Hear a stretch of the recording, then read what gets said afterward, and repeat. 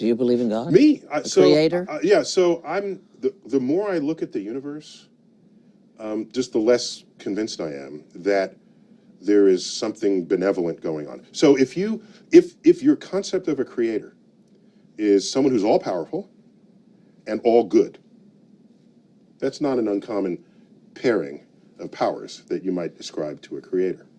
All-powerful and all good. And I look at disasters that afflict Earth and life on Earth.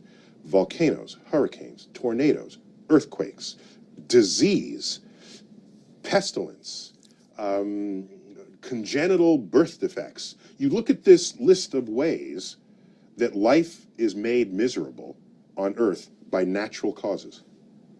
And I just ask, how do you deal with that?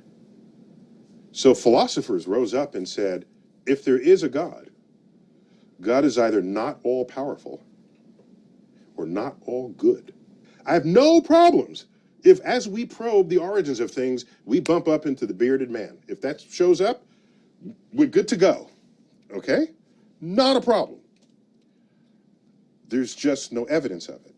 And this is why religions are called faiths, collectively, because you believe something in the absence of evidence. That's what it is. That's why it's called faith. Otherwise, we would call all religions evidence, but we don't, for exactly that reason. So I'm given what everyone describes to be the properties that would be expressed by an all-powerful being in the gods that they worship. I look for that in the universe and I don't find it. So I remain unconvinced.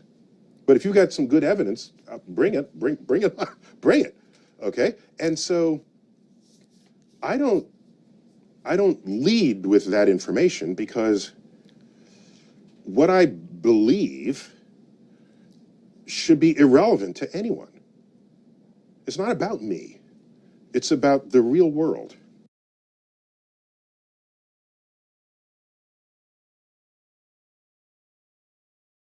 If you want to say Earth is flat, then, for example, lunar eclipses. What's a lunar eclipse?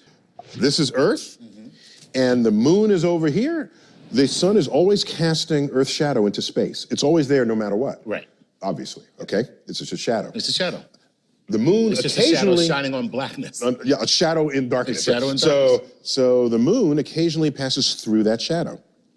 And if you see the shape of Earth's shadow on the moon, it is always round. Always round. It is a segment of a arc of a circle, no matter the orientation of the moon and the sun. And the only thing that makes a perfectly circular shadow would be something that's perfectly circular. Perfectly spherical. Spherical. Right. Yes. So the only thing that makes a perfect circle shadow every single time is a perfect sphere. So the only thing that makes a perfect circle shadow every single time is a perfect sphere. So the only thing that makes a perfect circle shadow every single time is a perfect sphere. Right. Okay? No matter what angle you shine. So it's not actually a sphere. It's oblate. And officially it's an oblate spheroid. That's what we call it. But not only that, it's slightly wider below the equator than above the equator. A little chubbier. A little chubbier. Yeah. Chubby's a good word. It's like pear-shaped. So it's not actually a sphere. So it's not actually a sphere. So it's not actually a sphere.